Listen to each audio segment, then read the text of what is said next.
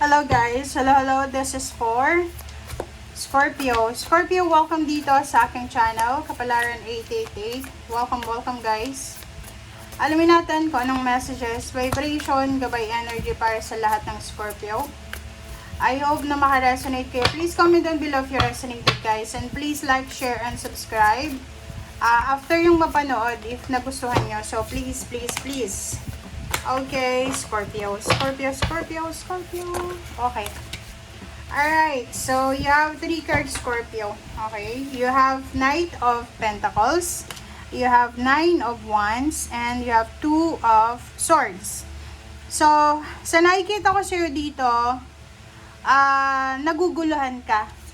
Okay, so nasa crossroad ka ba? Or dito, you're being unable or unwilling to make a decision. Or hindi ka makapag-desisyon. It's because of, like, confused ka, hindi ka sigurado, napapressure ka lang, or posibleng nag-aalala ka. There's something na fear na nararamdaman ka.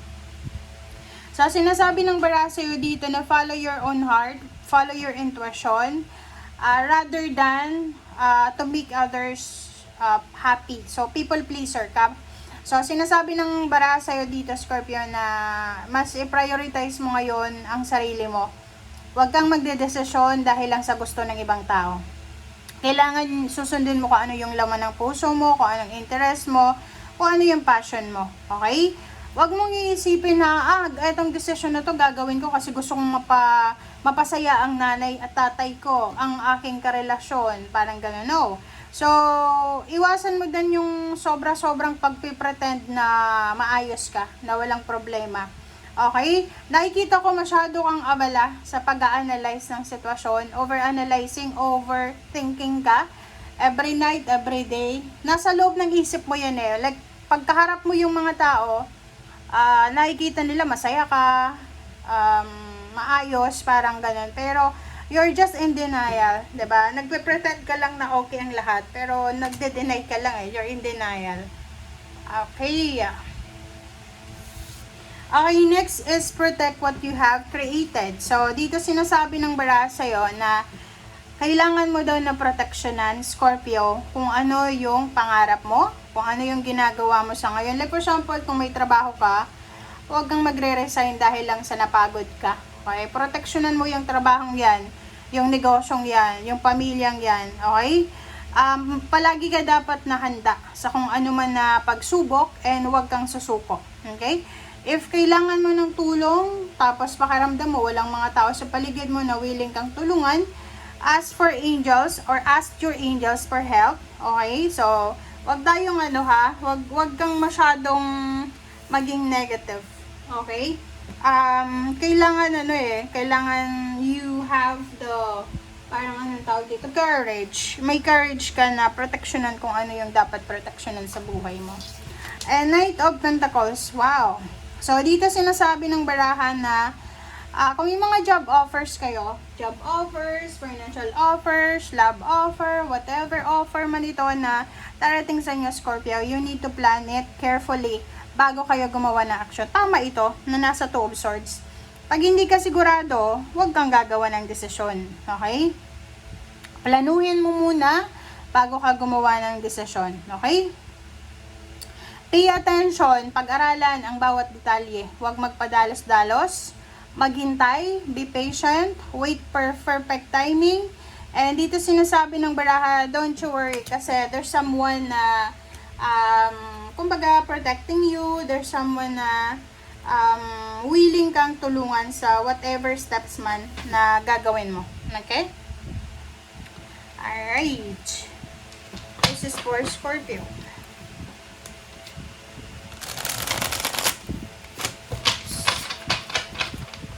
Hindi mo talaga ito mabibend na cards na to. Alright, Scorpio. Dalawa yung 7 of Wands. 7 of Wands din to. Okay, usually 7 of Wands yan. Kahit na 9 of Wands yan. So, sabi ng bara sa'yo dito, yun, kailangan mo daw na dalawa to, parehong message lang sila. So, kung ano yung sinacrifice mo, like for example, your family, nag-sacrifice ka na sa family mo, sa career mo, proteksyonan mo na. Okay? Huwag kang magre-resign agad-agad dahil lang sa stress ka. Ihanda mo yung sarili mo kasi sinasabi ng baraha dito na baka ma-stress ka and dahil lang sa stress, dahil lang sa pressure, mawala yung motivation mo, mawala yung focus mo. Okay? So, never give up. Kung pagod ka magpahinga, huwag kang susuko. Okay? Ilaban natin hanggang sa dulo. Okay.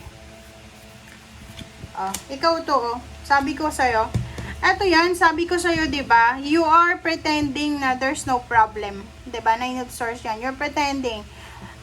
Sa umaga masaya ka. Pagkasama mo yung mga tao masaya ka. But when you're alone, hindi ka masaya. Umiiyak ka. So, sinasabi ng baraha sa'yo na kailangan mo na daw magdesisyon. And pag-isipan mong mabuti ang desisyon na to. Okay? Like for example, ilang days ka na, ilang nights ka nang hindi makatulog sa sobrang pag-iisip na parang pakiramdam mo mababaliw ka na. So, dito sa judgment na to, sinasabi na pag-isipan natin to kasi itong 9 of Swords na to, sinasabi ng barahan na yun, naguguluhan ka, you're overanalyzing the situation. So, hindi ka makapag-desisyon, but now sinasabi na mag-desisyon ka, sundin mo kung ano yung sinasabi ng puso mo. Hindi yung hindi yung gagawa ka ng desisyon para sa ibang tao. Okay, so dito sinasabi ng baraha sa iyo na you have choices, decision making na kailangan mong gawin. Unang-una, 10 of Cups. If you're planning to get married, pag-isipan mo 'yan. Gusto mong mag-asawa, gusto mong magpamilya, gusto mong magpatayo ng bahay, gusto mong magnegosyo, whatever man 'yan, 'yun na nga. Kailangan mong magdesisyon as soon as possible. Another is, gusto mong mag-resign, gusto mong lumipat sa ibang trabaho, gusto mong mag-abroad, gusto mong lumipat ng residence, or whatever changes man ito, financial and emotional na gagawin mo, nasa iyo yun. Okay?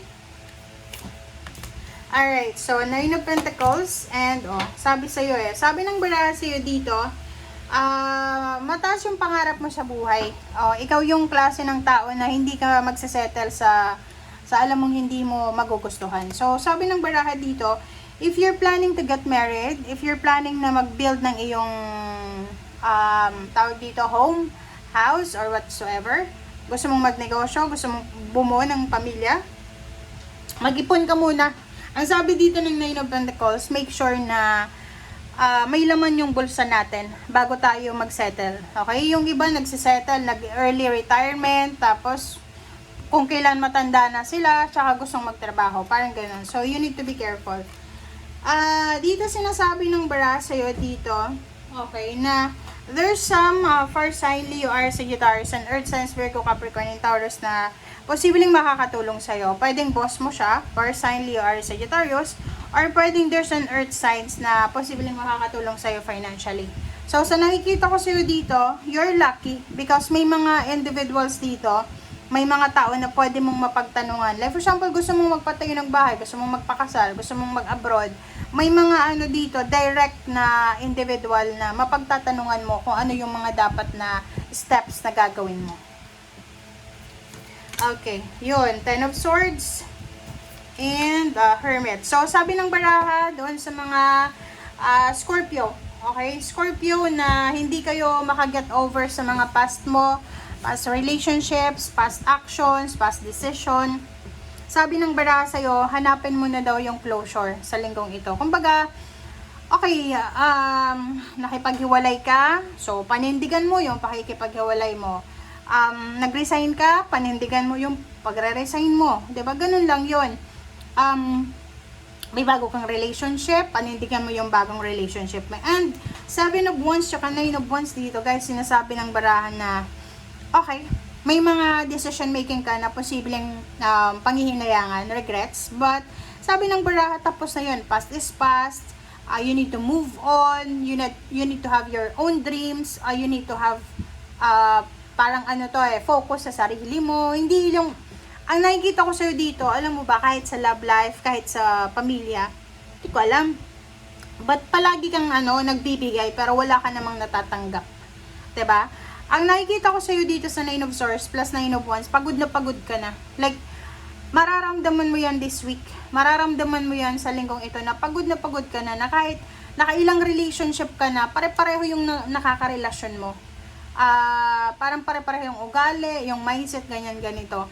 Pagod na pagod ka na sa pagtatrabaho, pagod na pagod ka na sa pagiging responsableng adult, parang ganon, sa mga obligations mo, pagiging breadwinner or whatsoever man. Okay, thank you guys for watching. Bye!